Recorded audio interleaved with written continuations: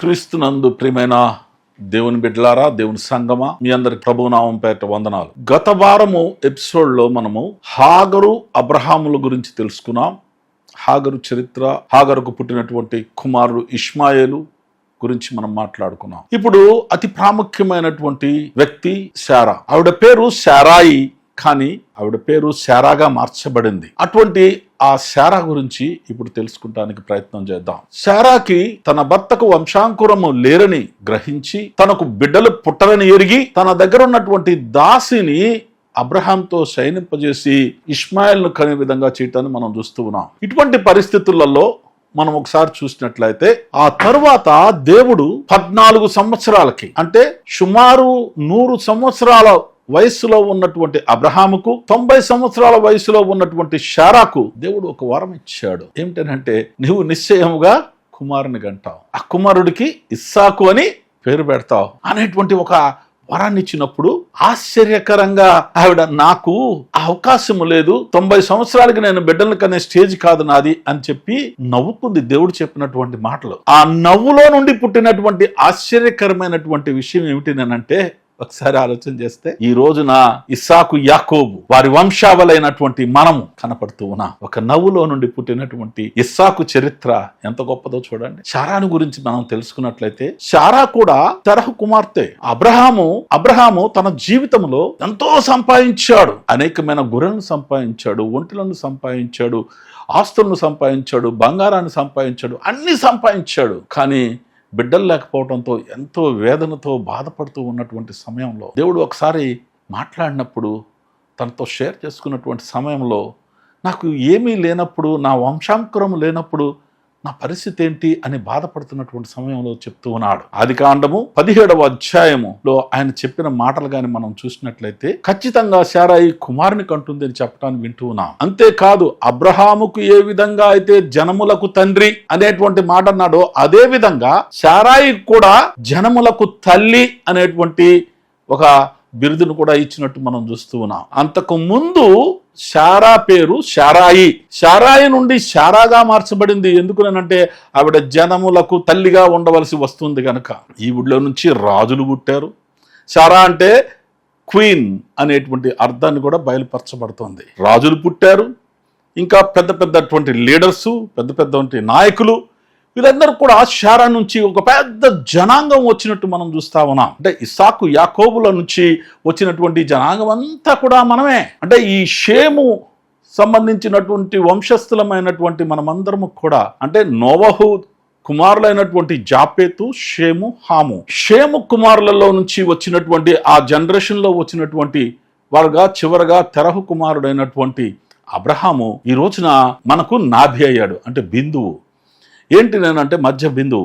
అబ్రహాము మనకి ఈ రోజున ఎటుపక్కకి వెళ్ళిన విశ్వాసమునకు తండ్రిగా పిలబడుతూ ఉన్నాడు. అదేవిధంగా మనము శారాయిని చూసినప్పుడు ఒకసారి ఆలోచన చేసినట్లయితే, శారాయి తన జీవితంలో చేసిన తప్పును బట్టి, ఆ తప్పుకు వచ్చినటువంటి ఫలితాన్ని కానీ మనం చూసినట్లయితే, ఈ రోజున ఈ ప్రపంచంలో హాగరు పిల్లలు, శారాయి పిల్లలు ఈ రోజున యుద్ధాలు చేసుకోవాల్సిన పరిస్థితి వచ్చింది. కనుక ప్రియమైనటువంటి దేవుని బిడ్డలారా, శారాయి ఒక గొప్ప ఆశీర్వదింపబడినటువంటి వ్యక్తిగా మనం చూస్తూ ఉన్నాం. అదే విధంగా శారాయి కుమారులను బట్టి, శారాయి యొక్క జనరేషన్ బట్టి మనమందరం కూడా అందులో ఉన్నామని మనం గుర్తెరుగుతున్నాం. కానీ తొందరపాటు చర్యల వలన తనతో పాటు కొన్ని తెగలను కూడా తయారు చేసుకునే విధంగా చేసినటువంటి వ్యక్తిగా శారాయి కనపడతా ఉంది. కనుక ప్రియమైనటువంటి దేవుని బిడ్డలారా, మీ జీవితంలో కూడా ఒకసారి ఆలోచన చేయండి.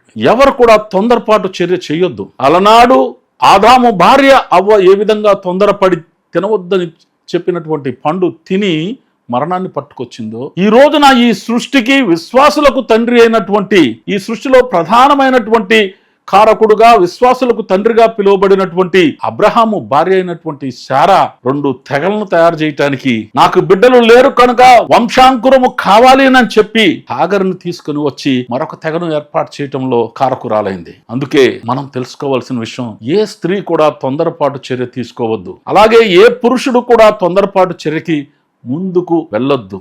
అడుగు వెయ్యబోయే ముందు ఒకసారి ఆలోచన చేయండి. ఈ యొక్క శారా హాగరు చరిత్రలను బట్టి దేవుడు ఎవరినైనా దీవిస్తాడు. ఎందుకంటే దేవుడు మనల్ని సృష్టించాడు కనుక, మనం చేసిన తప్పులను బట్టి, మనం చేసిన ప్రయాణాన్ని బట్టి, మనకు ఆయనకు ఉన్నటువంటి సంబంధం బట్టి, మనం మొట్టమొదటిగా మనం చూసినట్లయితే ఆదికాండములో వాని నాసికారంధ్రంలో జీవవాయువు వదగవాడువు జీవాత్మాయను అనే మాటను మనం చూస్తూ ఉన్నాం. ఆ రోజున ఆదాముకు జీవవాయువు ఊది ఆ యొక్క మట్టికి జీవాత్మనిచ్చి ఈ లోకములో జీవింపజేశాడు.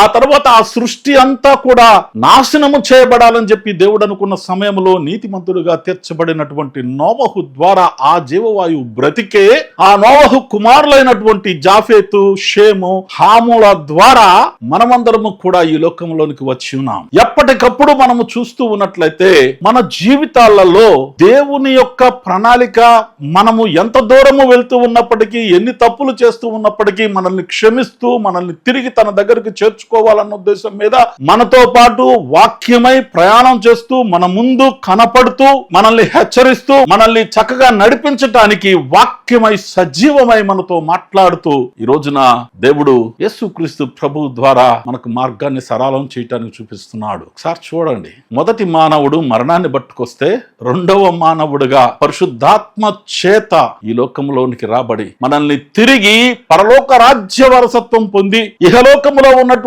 మనము తెచ్చినటువంటి ఈ మరణాన్ని మృంగి, ఓ మరణమా నీ ముల్లెక్కడాన్ని ప్రశ్నించేటువంటి అధికారాన్ని మనకిచ్చి మనల్ని ముందుకు నడిపించేవాడుగా అబ్రహాము సంతానము నుండే మనం ఆ జనరేషన్ నుండే వచ్చినట్టుగా మనం చూస్తూ ఉన్నాం. కనుక మనం అందరము కూడా ఈ యొక్క సమయంలో తెలుసుకోవాల్సిన విషయం ఏంటంటే, మనము ఎవరమో అని తెలుసుకోవాలి. మనము దేవుని బిడ్డలము మొట్టమొదటిగా, ఆ తర్వాత ఇహలోక సంబంధమైనటువంటి మానవులకు పుట్టినటువంటి వారము, దేవుని యొక్క సృష్టి మనము, దేవుని యొక్క స్వరూపము మనము. ఇటువంటి మనము ఒక ప్రత్యేకత సంతరించుకోవాలని, ఈ లోకంలో మనము ప్రత్యేకింపబడి అనేకులకు సాక్షులుగా ఉండాలని, అవ్వవలే, ఆదాము వలె లేక అబ్రహాము వలె, శారా వలె మనము తొందరపాటు చర్యలు చేయకుండా ఒక క్షణము ఆలోచించి దేవుని దగ్గరికి వెళ్ళి ప్రార్థించి ముందుకు సాగాలని మిమ్మల్ని అందరినీ ప్రభువు నామం పేరట కోరుతూ, ఈ చరిత్రను తెలుసుకోవాలని అనుకుంటే Jacob leaders international faith mission మీరు సబ్స్క్రైబ్ చేయండి, అదే విధంగా లైక్ చేయండి, అదే విధంగా ఫార్వర్డ్ చేసి ఇతరులకు కూడా మీరు ఈ వాక్య పరిచర్య చేయటానికి అవకాశం పొందాలని, మీరు కూడా పాలిభాగస్తులు అవ్వాలని నేను కోరుతూ ముగిస్తున్నాను. May God bless you everybody.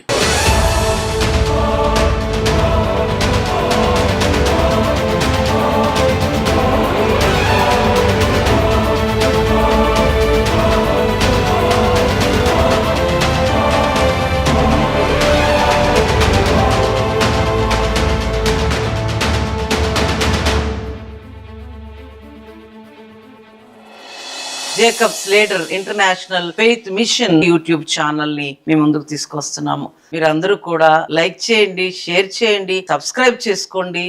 దేవుడి మాటలు దీవించును గాక. ఆమేన్.